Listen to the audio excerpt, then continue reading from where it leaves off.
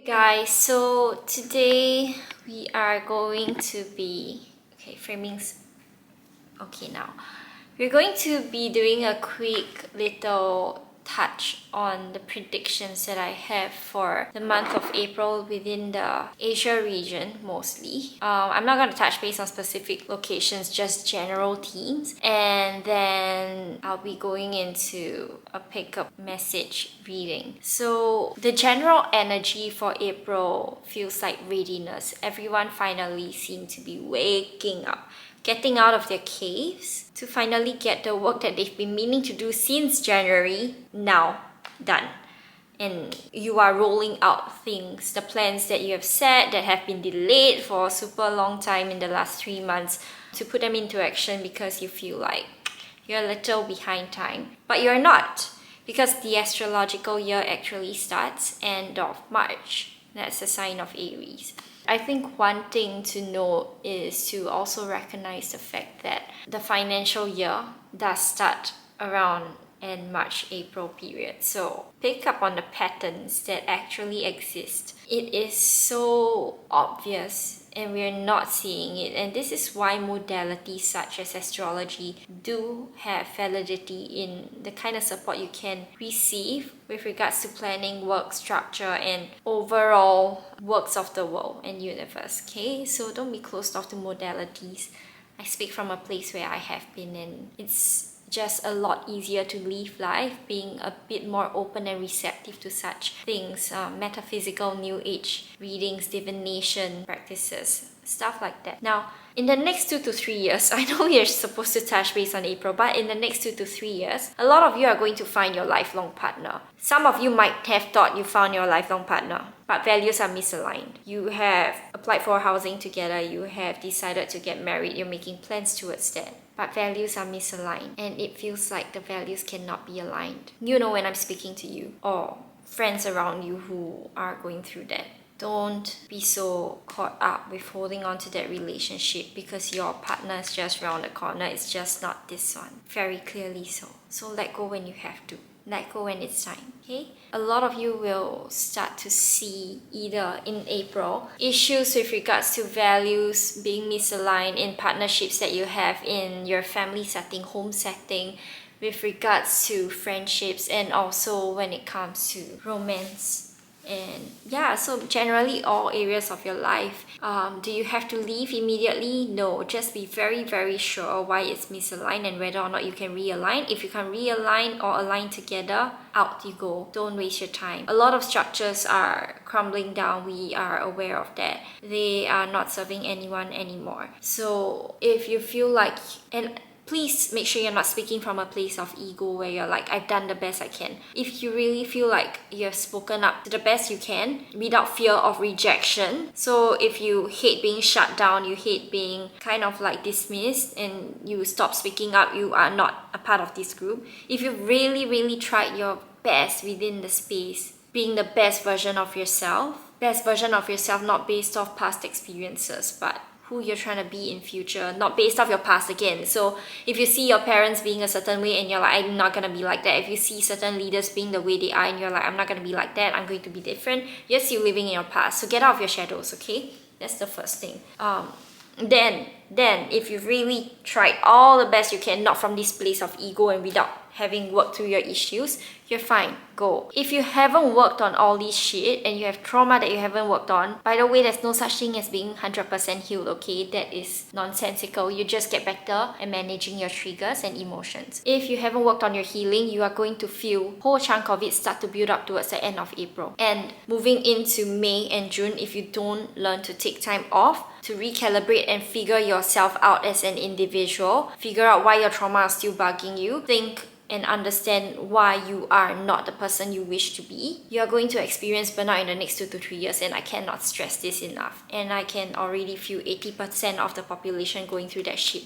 If you're part of the 20% that's privileged enough and have gone through enough of an awakening to continue your healing journey, you will have to be of support to all these people with healthy boundaries. So if you're within this group, make sure sure you're setting healthy enough boundaries. So large part of the population is recalibrating because they haven't worked on their shit and traumas, and they're pointing fingers to everything in the system that's no longer working to blame outwards, not looking inwards to see what they can change for themselves. That is a very disempowering way to live. So I'd like to urge you to get out of that headspace. If you are stuck within it, it's not serving anyone. Now, I'm going to shift into the pick a message reading now. Just pick 1, 2, 3, 4, or 5. And I'm going to read a really quick message as a reminder for you. Think about a topic you have in your mind or a couple of topics that you are uncertain about. Feel free to pick multiple messages if you wish to. Message number 1. Number 1. Try to look things from a feeling level. You have been dissociating from your feelings. You think that you understand things, but then you are in this headspace. You are rationalizing things a bit too much. You are not allowing yourself to dive into your emotions enough. And because of that, you don't truly understand what you need to do. You are stuck. So I'd like to urge all of you who pick message number 1 to really take time to go to a professional healthcare provider, consultant, to get support, to find a coach that could help you. You might be doing all these things already, but you're not properly working through your issues because you're not feeling deeply and you're not allowing yourself to be triggered. When you cut people off and you say that is setting boundaries, that's you limiting your own capabilities to manage your own emotions and thoughts. I'm not saying to stay in situations that are deeply painful and hurtful, but don't cut things off immediately and say red flag, and then you run away, okay? Guilty. Stop doing that, okay? Not everyone is toxic. You're only able to see how toxic a person is as much as you would within yourself. And there is truth in that version of yourself that you see in the person that you're denying. That is why you're blocking them out. What is your heart saying? When you look at life purely through logic, you will always get to a point where it seems to make no sense. Logic itself is not the only way to live. You have to have balance. Following your intuition is pattern recognition, and I keep saying this. That means balancing your emotional side, your rational side, and being able to live through experiences by making enough mistakes. You're not allowing yourself to make mistakes. That is deeply frustrating for yourself at the end of the day, not for anyone else.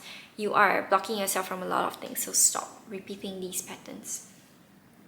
True wisdom and understanding reside in the heart. Okay, that's for message number 1. Quick one. Message number 2.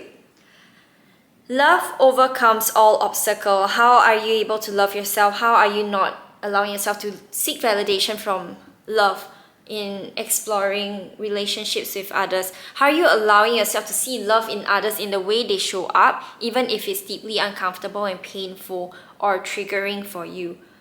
Are you able to see love from a space where you are able to call out and set healthy boundaries, to know that if the person is hurt and you've tried your best to be logical about it, it isn't your weight to hold.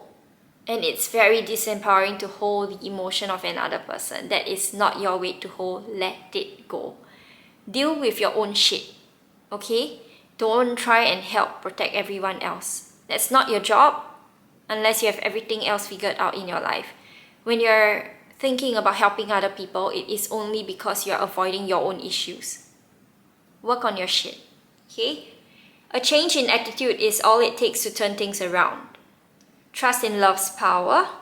It will transform you and the one you love. All will soon clear. I'm getting a lot of frustration with regards to parental relationship also, and then thinking that your parents didn't do well enough, or thinking that conversely true also, that they have done the best they could. That does not help you resolve your childhood traumas at all. Both of these things, ways of thinking. So if you're thinking either one of the opposite end of the spectrum, flip to the other side. That's the best way to work through your healing. Once you've gone from one extreme to the other, to find balance, you have to go back onto the other end. And know and trust that you will not be able to fail. You're just getting better at managing things. That's what duality looks like. That's what finding the in-between grey area looks like. That's what it means to be able to find the best spot within the grey area that could best serve you at different points in your life. Embracing duality through non-attachment, observing from afar. That's your goal. That is what love looks like. Message number 3. From an earthly perspective, some relationships may seem less than perfect. Okay? Yet from a higher view, all relationships are sacred. They each help us to grow in love and wisdom. Now, I feel like a lot of you over here are starting to learn really huge lessons with regards to being able to embrace another person, being able to embrace yourself, and being seen, being received, being supported, vice versa, and receiving also, okay? So allow yourself to work through all of those issues without judging or doubting this part of your journey. My battery's running out, hold on. We're back. So for all of you who picked message number 3, what you're being reminded to do is to let your heart be open and vulnerable. Being open is one thing, okay, and you can share a lot about yourself, but being vulnerable would mean letting yourself be seen even in your worst, and to know that if the person rejects you, it's not a representation of whether or not you're deserving of love, okay? That is something you have to be very clear of. I think also recognizing the fact that there is value in every interaction, and to not protect yourself too much. You have to put yourself out there, and I think for a large chunk of you who pick message number 3, you are just not daring to take the leap of faith.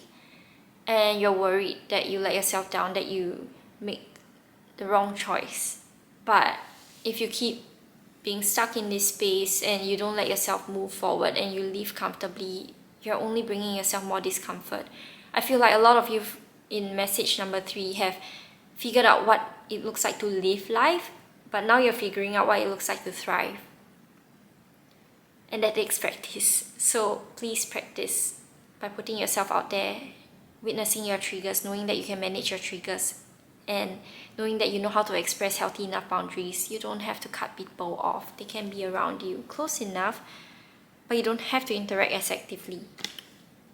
But be aware of how you feel when you do get in touch with their energy or interact with them. Okay? Message number 4. This feels a lot more straightforward. Message number 4. You are a beautiful and sensitive soul. Love's objective is to help you remember who you truly are, an eternal being of light on a path to ever greater love. A lot of you who pick message number 4 are on this part of your journey where you're learning your own relationship with the world at large. And you're trying to find your place in your life mission, your life purpose, in being able to serve communities, to be able to serve society, to be able to serve the larger works of the world. You are not meant to do this alone. So the moment you're able to drop that idea of doing things alone, you will be able to find the right people who are meant to be close to you, to be of support of your journey, to help elevate this part of your journey, to have everyone thrive together. You are learning to not just live life, but to thrive. And not thrive alone, but to thrive with others.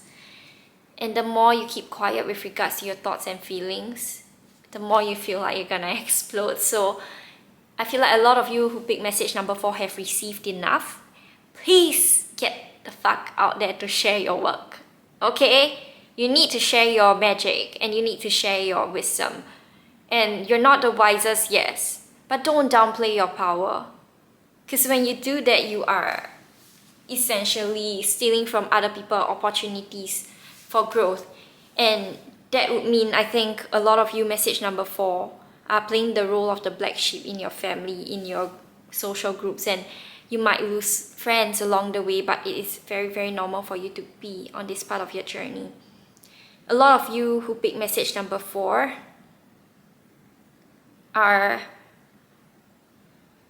very close to being the 20% who will not be that affected and bogged down in the next 2 to 3 years. So that is a message I just need to share with you, for you to be aware of. A lot of light workers and healers in this message, and a lot of visionaries who are meant to lead communities, I see. Please do the work. It's very tiring to feel like there's only very few of us who are doing the work. Okay? Alright. Message number 5.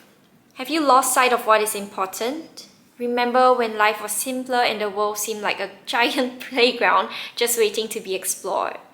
Perhaps it is time to rediscover that world together. Inner child healing. You fucking think you think you did it. You think you did your inner child healing. Not yet. How inner child healing looks like is a touch and go at the very start. Then you're working through past traumas in romance. Then it comes to relationships that you have with friends. And then your familial relationship and wounds. So you're working on touching base on your inner child. Then you'll work on your past, slightly more adolescent adult self, going into the teenager, before you go back to the inner child, infantry stage, and then back up the other way. That is the healing journey. It is cyclical in that manner, and it has so many layers. And at every point in time, there will be different layers that are triggered, but you're actively working on different stages. A lot of you right now are right at the point where you've worked on the adolescent stuff, adulthood, adolescent, inner teenager, inner child, now inner baby. Understanding what it looks like to live life with a healthy nervous system. You know how to manage your nervous system a lot better than you're giving yourself credit for, okay? By the way, because you're so good at it, you just are less forgiving towards yourself when you have shit days. Stop it. You're human, okay? Knock knock, you're human. Stop it. Allow yourself that space to have your fuck ups, but know that you know how to recalibrate a lot faster than you used to. And because of that, you're allowed to play and make mistakes. Make mistakes. Have fun. Be stupid, be silly. I think a lot of you will relate to this, those who picked this group. Your MSN days, Friendster days. You know how you were being really silly like that? Be stupid. Find friends to be stupid with. Allow yourself to experience joy from a space where you're less aware of your patterns. Now you're reflecting a bit too fucking much, okay, on your journey. So take it easy. You're doing well. Give yourself that credit where it's due.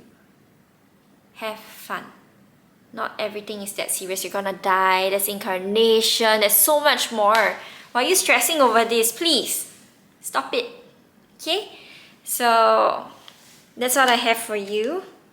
Hope you guys enjoyed this quick roll across the messages and the quick prediction that was also shared. I don't know how often I'm going to do these readings, but it felt right to do one in April because March was a shit month for everyone, and I think doing readings when you're feeling like shit might not be the best. So that's what I have for you. Make sure you're not trauma bonding. Stop gossiping. Story sharing's fine, don't gossip, okay? Be very intentional with what you do and everything will flow in the best way possible. Be intentional from a space where you're trying to be the best version of yourself, but knowing that if you're not the best version of yourself, you can be forgiving towards yourself. Okay, so that's what I have today. Wishing you all the best. I hope you guys have been enjoying the random videos I've been posting and also the sound healing stuff. I'll be posting a lot more sound healing and light transmissions actually. So look forward to that on Instagram and on YouTube. Take care. Be well.